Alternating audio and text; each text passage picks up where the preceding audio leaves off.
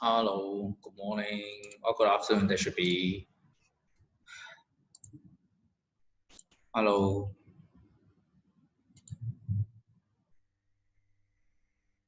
Eh?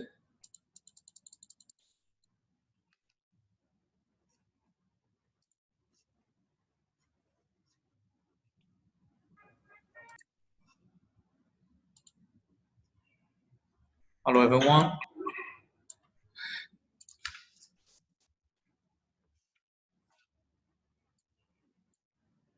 I just see. Just take a look at the attendance. 15 4. There should be 17. So 14, 3 more to go. Who 3 absent? Who? Susan Hay. Susan Hay. Right? Susan Hay absent. Who else?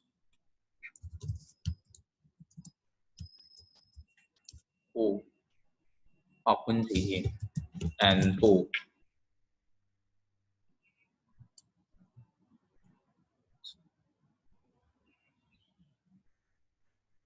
Who else? Cô Lộc Hằng, is it? Cô Lộc Hằng here.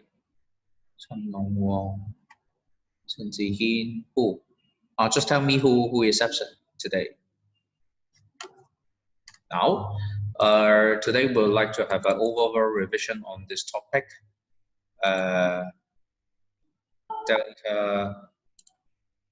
Delta H, right? And I found that some of you who have already get lost, okay? We just get lost. So to start with, some warm-up exercise on this concept map. Just let me know you really understand what is that. First of all, what we are going to measure is what we want to measure is the change in internal energy, but we cannot measure. Okay, so or if you measure, there are process several errors because the change in internal energy will be in terms of what? A change in internal energy, which is in terms of heat and work done. So in our lab setting, we usually do the calculations of delta H, but not delta U. Okay, delta U means the change in internal energy. So change in delta H, which means what? Heat change. Heat change. But we have got conditions. So A, what is that? What is that? A. A. What is that? Heat change. You are going to heat change at constant what? What condition? Do you know? Yes, pressure. And this is what we know it is as delta H, enthalpy change. So enthalpy change, how can we measure the enthalpy change of the reactions? So you have to get to know, for example, you may get all those chemicals as 1 mole and try to measure the heat change at constant pressure, and you can get delta H. Okay, but it's a waste of chemicals, right? For example, if you are going to do the displacement reaction, do you need to have 1 mole of metal, right? You may know it will cost you a lot. So no need to do such. You just carefully measure those physical the physical quantities of those chemicals, just like solid. You weigh it. If you have solution, so what we need to do is to get to know the molarity as well as the volume.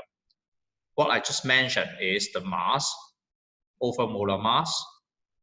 You can get mole.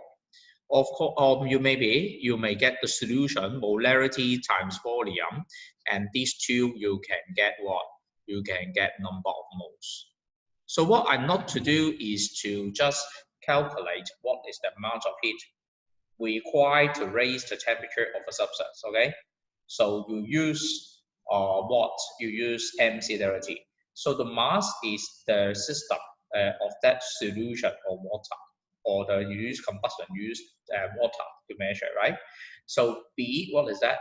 We just tell you the nature of substance, the nature of materials. Different materials, they have their own different absorptivity of those heat. we will call that specific heat capacity. Okay, this is specific heat capacity. So this is something about physics. Okay, but if you don't understand what is that, just treat it C. It is a data which is different from different materials. They will have their own amount of energy to be absorbed, just so as to make 1 gram or 1 kilogram in physics to raise the temperature of 1 degrees. So what is that? Of course, if you are going to have any heat transfer, no matter that is heat no matter that is heat absorbed or heat released, you will have temperature change. So it is always indeed a reflection. Okay, a reflection of the amount of heat to be released or required. So you may get this delta T. So the answer is very simple, mc delta T. Now, so the remaining we have the 2 types of reaction. The first one is what we call it as exothermic reaction. The C is exothermic, or endothermic is up to you, right? If you write down this one, exothermic, right? This one is another type, it is endothermic, which is calculated as what? Okay, it is a calculate delta means a change of heat. It is a heat content of the product minus heat content of the reactant. Okay, so if it is exothermic, heat is what surroundings the D part. It is, we use that term, released to. But for those endothermic reaction, we will say that heat is taken in from the surroundings. Okay, you get the point. It will tell you a type of direction, the direction of heat flow. And the delta H, and because of that data, we will say that, oh, that is Van Gogh. So you may get this one, it is a what quantity. If you have got delta H, you may find that this one, H, with the product here, is a product here, and the reactant here, we've got delta H smaller than 0. This is what? It is a negative sign. Okay, we've got a negative value. While for this one, this is positive value. While you talk about endothermic reaction, it is quite the opposite. It is from the reactant here to product, we've got the arrow. Okay, do you understand? Do you understand? All of you will know what is that. Poon Nokji, where are you? Suddenly realized I did not find. Is it Poon Nokji? Where are you? Are you here, Poon Nokji? Oh no, Poon Nokji not here. The double Poon is not here, right?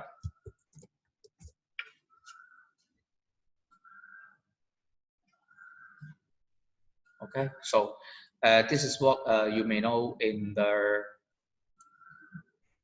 this. Okay, can you get a point? Can you get all those? Now, this is what which covers the whole chapter, and we need to do some experimental work on measuring the delta H. Okay, so altogether we have got 2 methods. Okay, we have got 2 methods. The first method deal with what? Deal with the delta H of combustion. This is the first method. If you are going to measure the delta H of combustion, what you need? You need the help of a calorimeter can, right? So to absorb any heat released from burning. Also, this is one of the setup. But if you are you are going to indirectly measure the heat given out by measuring the heat the heat of the water increase in terms of the increase in temperature. So you may get the water MC30 and you will get this. Of course, the assumption is that there is no other heat loss to other materials. And the second one that you may know is on this part. So suppose you are going to have a solution system, and so you may use what? You may use, and you are not burning it, you may use a direct mixing. Once I direct mix the two, I measure the temperature rise or drop, and you can get what you want. Okay, remember your setup should do the necessary action to reduce heat loss to the surroundings. Okay, in this case, you may use the container will absorb less heat, you use stirrer, you use the lid, you use the air as an insulation, etc. Okay, is that clear? So this is what you know it in the in those past lessons or the previous lessons. So what is the use? What's the point of knowing the reaction being exothermic and endothermic? Right, this is one of the example, right? Science and technology for life. So what is that? It is self-heating can. That is a very old invention, about 20 or even 30 years ago. At that time, when I was in the secondary six in Changsha Catholic Secondary, I studied there as it was once a student. I take this similar setup for joining the chemistry Olympiad. So this one, I remember I do similar action, so self-heating can. But sorry to say that I did not pay for any register or any patent. Otherwise, I would have another profit making. So, and this is the self-heating can, and you may know some places such as Japan, they will use this. Simply a mixing of quicklime, calcium oxide with water, and you use the heat released to heat the food nearby.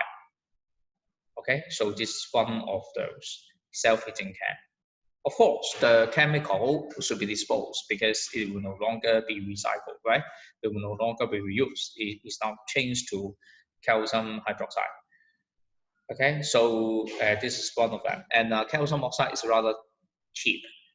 Okay, it's rather cheap when you compare with other chemicals. So they will use this a very easy method to apply it into our daily life. Okay, so you know what's that? Of course, there are some calculations. I leave it for you to do it at home. Now, today what we are going to do is to have a recap and trying to do some exercise, right, on those topics, and can let you know what is that. Now, shall we take a look on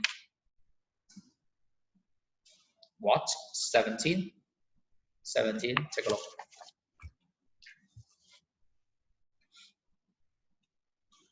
Solid ammonium thiocyanate. Thio means what? Thio means sulfur.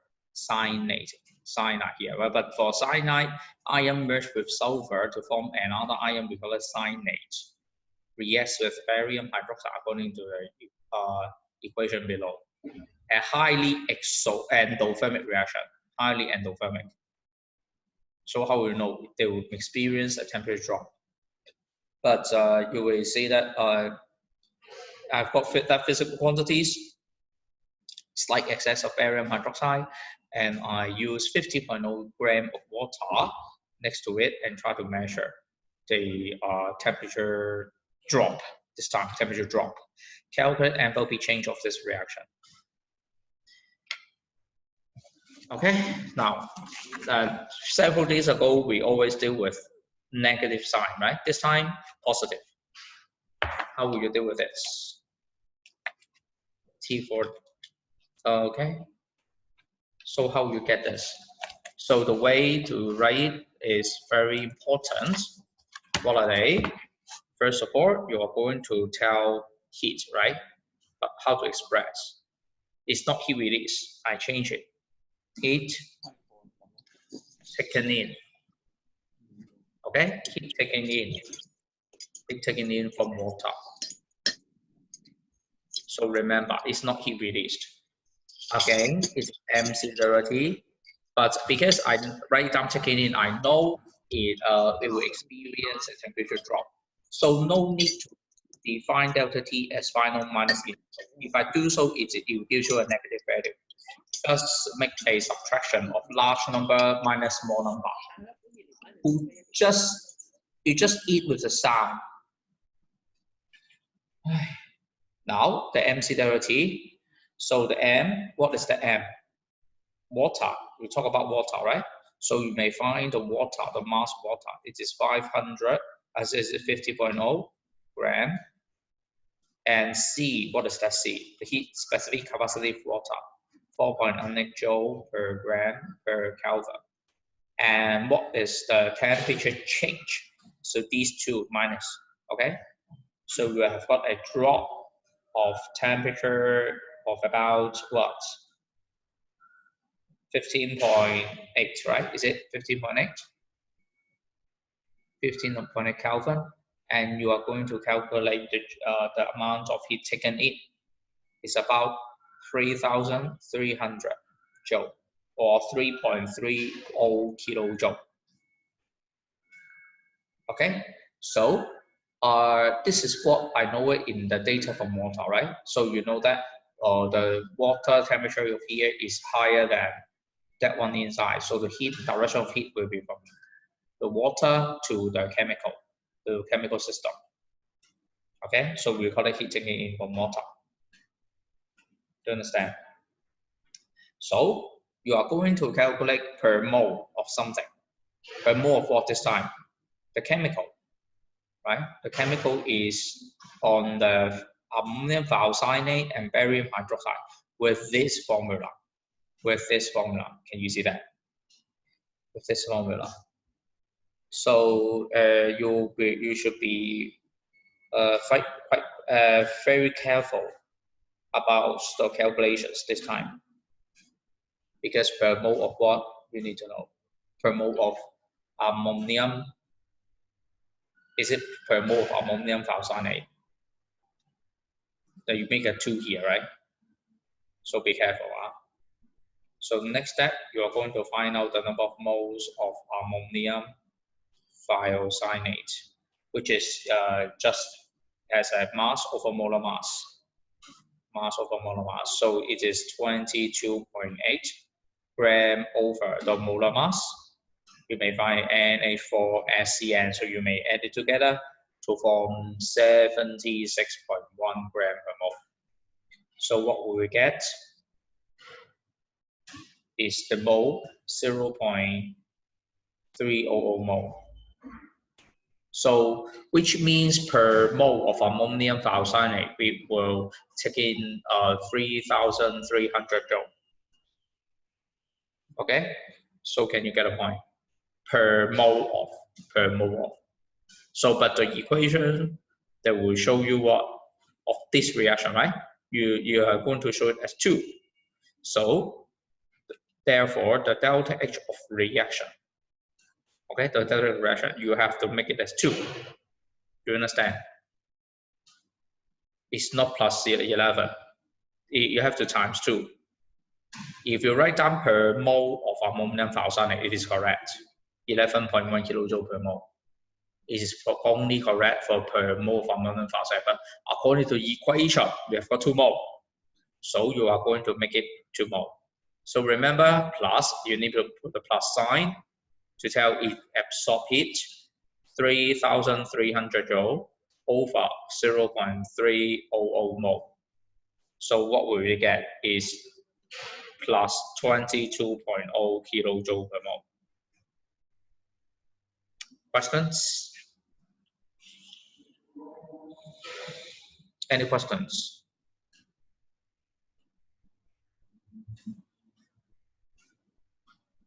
No? Understand?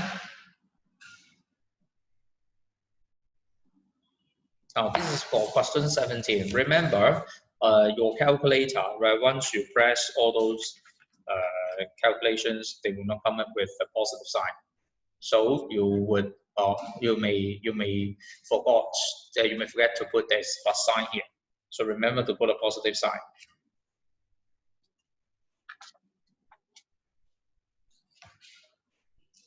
Questions? If not, shall we take a look on another questions, which is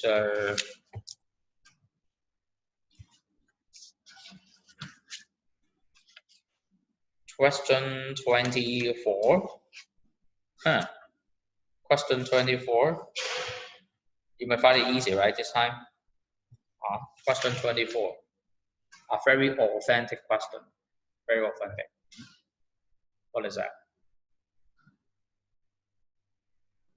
Just have a recap of what we have done last night. And another way to take a look on the extrapolation. Now this time you are going to have what? You are going to have an endothermic reaction. So how will you do the calculations? So before you highlight it, maybe you have the book with you. I don't want to mention the procedure. So could you please tell how to make the extrapolation happen here?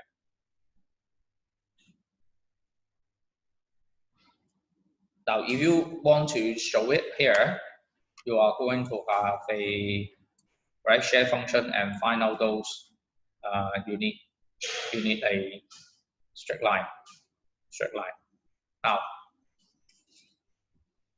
Now take a look on the question. The question of the reaction time. Tell me, when would the reaction start? At what minutes? At what minutes? 0? No. If it is 0, if the reaction starts from 0 minute, what is the meaning? The reaction will proceed, so you will be either absorb it or you release it. How come it's so steady? No. Take a look at the question, please. Point 3, procedure number 3. Measure the temperature of citric acid for every 30 seconds for 2.5 minutes. At that moment, we still didn't add any sodium hydrocarbonate. So when we will add sodium hydrocarbonate? It is at the 3rd minute. So the reaction time is 3rd minute. Okay, the start of it is on 3rd minute. Do you understand? 1, 2, 3. Just like this. Again, I see the purple line, which is tilt. Now, once again, as I've said before, the reaction time, this line must be vertical.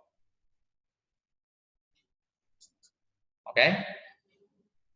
Of course, this one, it is an intersection point. Yes, that's right. It's roughly okay. But how about this? You write it as a horizontal line. Or maybe some of you, maybe you draw it as a tilted. A little bit tilted upward. Okay? So I understand, right? Somebody will take it a little bit tilted upward. Or maybe horizontal. But anyway, you have got two points, right? This one and this point. What you're going to do is to find out the difference. Okay, the difference between the two. So we have got the delta T. So what is delta T?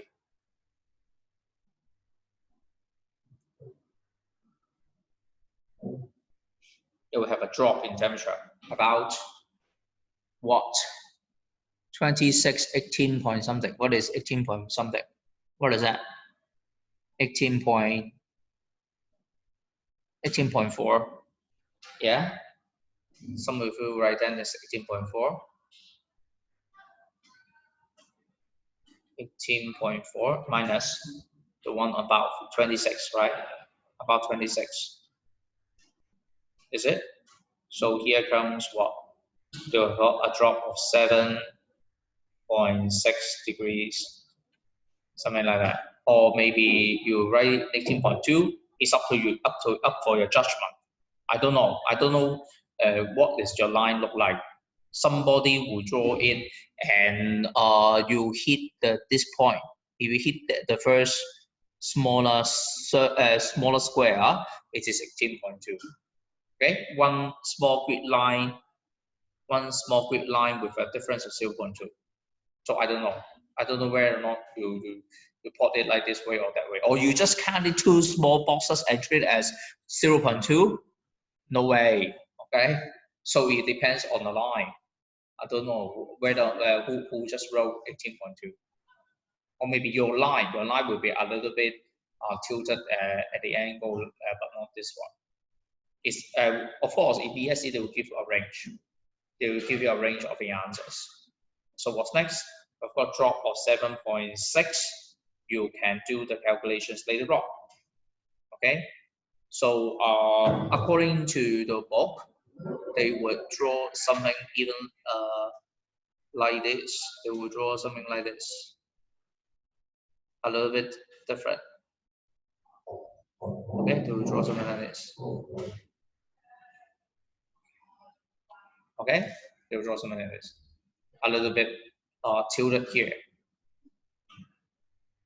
So this one. So you may mark it about 18.2 actually. 18.2. So it is about 7. You have a drop of 7.x degrees. So don't worry about the range of the answers. In case I put a tick already, put a tick here for the other calculations, I will also give you marks. Okay. So what's next is to take a look on the questions. Maximum, that was that. That is the maximum temperature rise. I use extrapolation method, and you are going to find out amount. First of all, the heat taken in. It is for B part. Okay, heat taken in. It is M0T. So you are going to find out the M. What's M?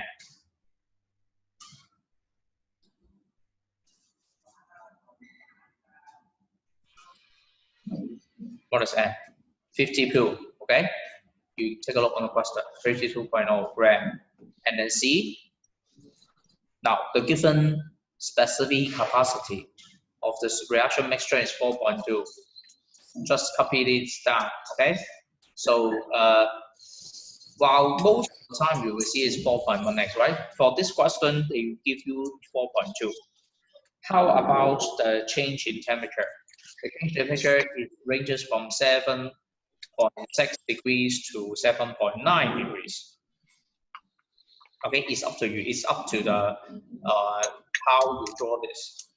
Okay, how you draw this and how you get that answer. Okay, can you get a point? So a little bit different. So in case somebody would try to make it 7.9, for example, I can get the answer. It's about 1,730 joules. So a range of answer will be accepted. A little bit different because this one is different. This one is different. Okay. And later on, what's next is to get the number of moles. Now this is B part only. This C part, calculate delta H per mole of sodium hydrocarbonate in the reaction. Remember, per mole of sodium hydrocarbonate this time. They were listed with this of sodium hydrogen carbonate. So how you get this is mass over molar mass.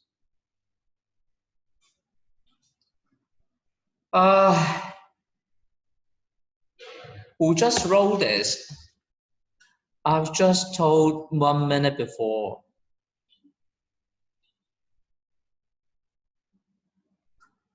Didn't you hear me? I just say that you will have a range of answers from 7 to 7.6 degrees or to 7 to 7.9 degrees. So this time I use the data for of 7.9 and do the calculations. And I have just said that these data will be slightly changed because of this data has been slightly changed. Do you know why I'm underlining that two terms?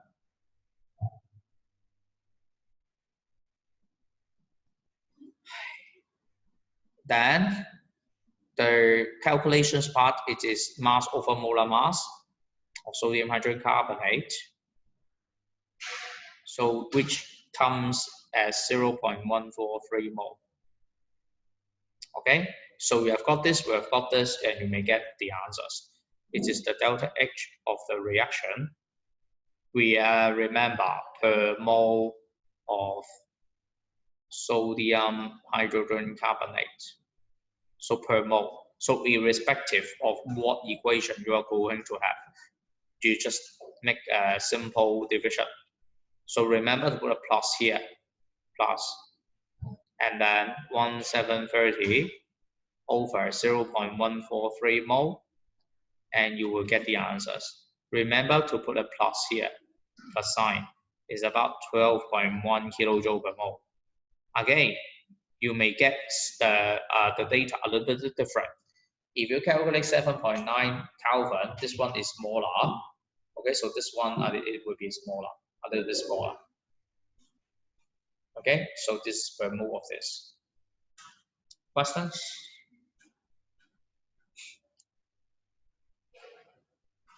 Questions? A very authentic questions where you talk about the delta H, and this time it is endothermic reaction. Any questions so far?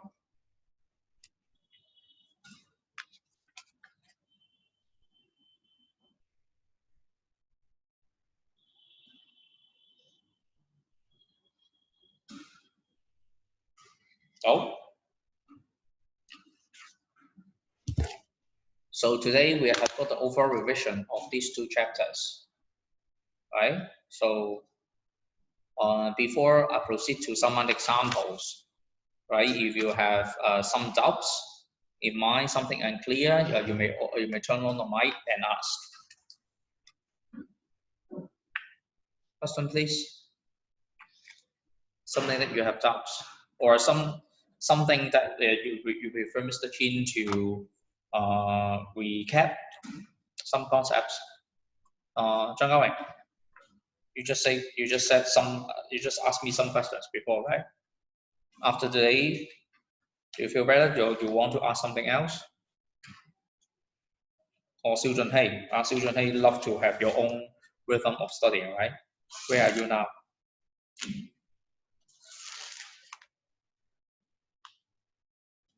No. Hi, Sir. Question, please. Sir. Question, please. Any questions? Oh. No. No. Okay. Okay. Okay. So.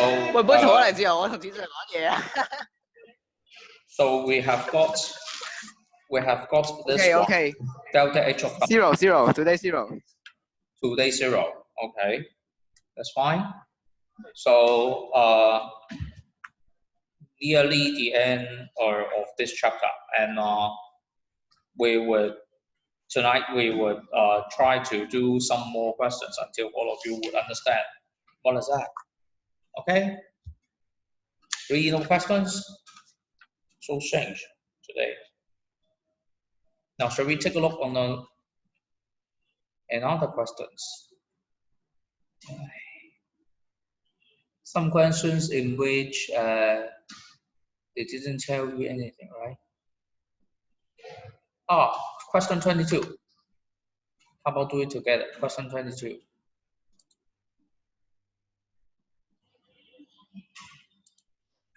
Question 22. Word still is to draw a label diagram of the experimental setup that will be used to carry out the experiments.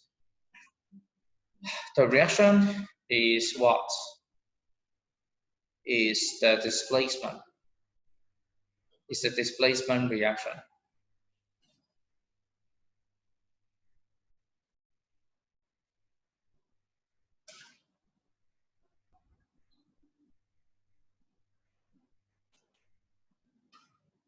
So somebody will just start to write this, right?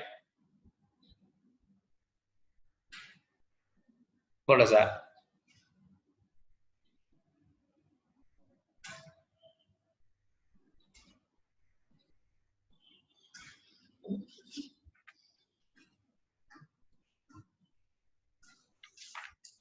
What is that? You have to label it. Beaker, yeah. The beaker containing a cup, right? It seems like a cup. If I guess it correctly, it's a cup.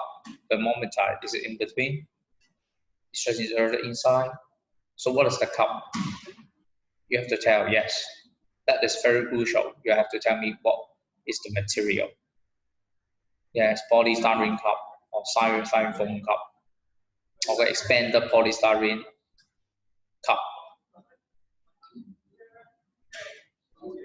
Okay, something like that.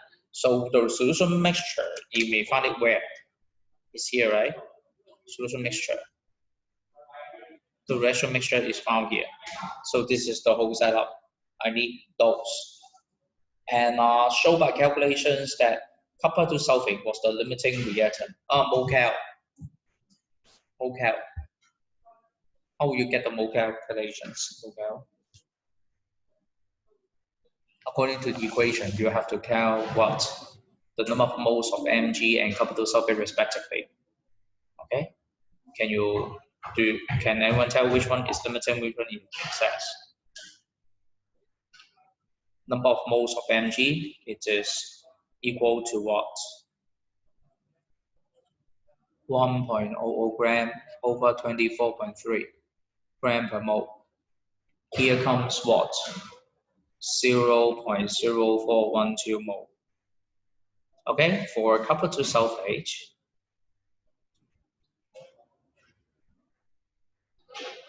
so how will you get this? It's not a solid, so it's a solution. The solution, we've got another formula, okay, which is the volume and the molarity. So N times B, 0.0. Oh, sorry, this should be 0.5. 0.500 mole per dm cube times 50.0 times 10 to the power minus 3 dm cube. What you can get is 0.0250 mole. Again, according to the equation, the Mg and CuSO4 react in 1:1 mole ratio. So which one is less, and that one is the limiting. The smaller number limits the total number of moles of a product to be formed. So you may know that CuSO4 is limiting. You get the point? And C, you are going to ask for the calculate the enthalpy change of this reaction. How? How will you get the calculation of reaction? So you have got that one. You use this data to calculate. So what is left behind is MC30. You still did not calculate. Okay. So what is that? Is exothermic reaction. So you write down what? Heat released. Remember, exothermic reaction, you use the word, okay? You use the word released to tell. MC delta T. So the M, it is the overall solution mixture, the mass of solution mixture. Okay? What is that? But wait a minute, Mr. Shin, I do not know anything about mass. Or is it 51? But wait a minute, I can see something else very, very strange.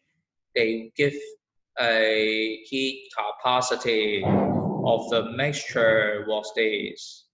So what is mean by that? You need not put the mass here. Now, if you see it is heat capacity, not specific heat capacity, okay? You see the sign is joule per Kelvin, but not joule per gram per Kelvin, which means that MC, no need, you just write down C here, capital C, and then delta D, and that's it. Okay, that one C has already embedded. Okay, embedded with the grams of those material. So this is heat capacity, not specific capacity. Okay, they are now have embedded inside that. No need to calculate the mass here. Can you get a point? So, and then what you're going to do, if you see this, no need to put a mass here. These two, they are the same. MC is equal to that C. And later on, what is the mean? What's next is to write down 214 joule per Kelvin times the delta T.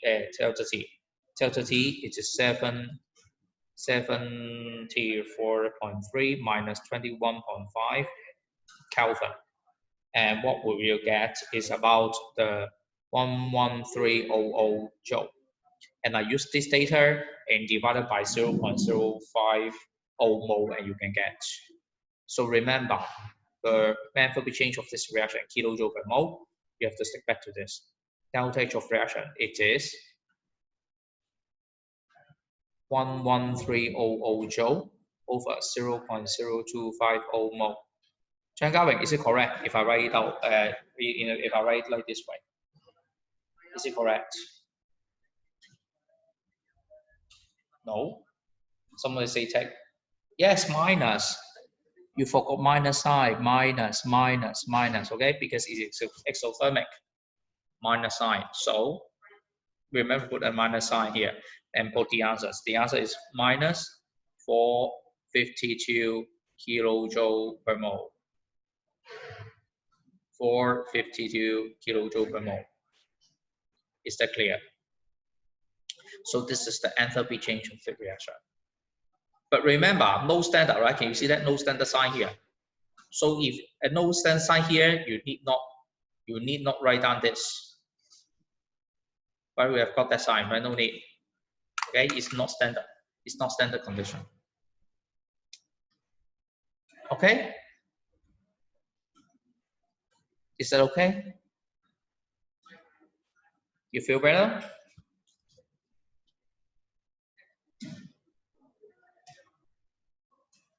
The last question I would like to talk to you is on question 18. Yeah, thank you.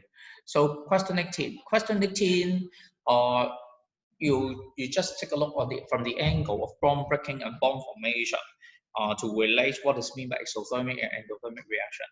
Do you still remember? Now this one also be tested in DSC in terms of MC, as I remember. Okay, 18, A and B. A, complete the table below to state all the covalent bonds that are broken and formed. CC bond, CH bond, HO bond. How about what form would be formed? CH bond, CC bond, OH bond. What else? Yes, CO bond. Yes, that's right. Perfect. We've got that too. So how will you get this? You are going to draw the structure. Okay, C2H4. You're going to find out this one, C2H4. And then what's next? This is C2H4, covalent bond. And then H2O. So you write down this ethanol to come up with the answers. Okay, so because of this, try to take a look on your answer. Is it correct? What bond has been broken? CH bond, you have got this. You have got this, okay? You have got CH bond, H bond, H bond, H bond, but how about this? It's a CC double bond. Okay, is that clear? It's CC double bond.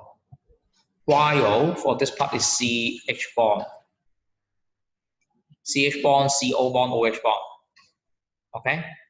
And CC bond. So only by drawing this that you would know which is which in a better manner. Okay? Remember to draw the structure and you can suggest why the reaction is exothermic in terms of breaking and formation of covalent bond. Zhang Gaowing, could you please write down the sentence?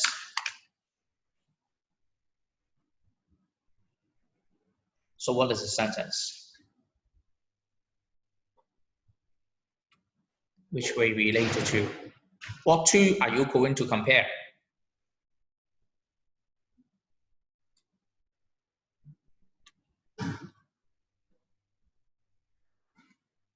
Total energy released. Number of bond broken and formed. Number. Agree? Number. The answer is wrong because each bond they are of different strength. You cannot use it to compare. You cannot use counting to compare.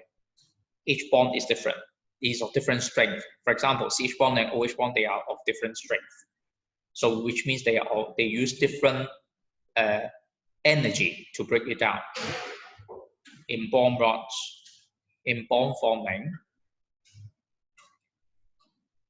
bond enthalpy, please. You go to the web and check bond enthalpy.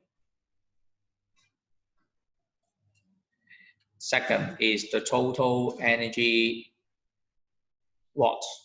This time is released in bond forming. How about bond breaking? Energy required for bond breaking.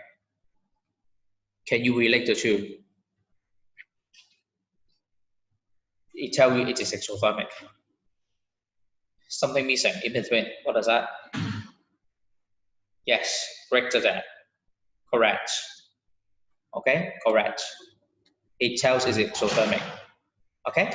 If this one is not greater than, it's smaller than. So what is that? It is endothermic. Is that clear? So much for today. I would like to stop here because we will have the next lesson for Form 6 mock paper review.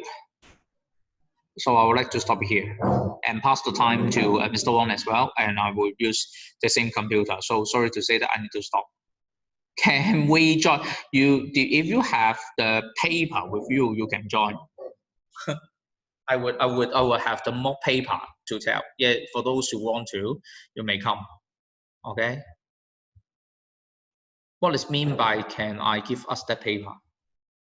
I do not comprehend. Okay, that's it. See you guys tonight. Bye bye.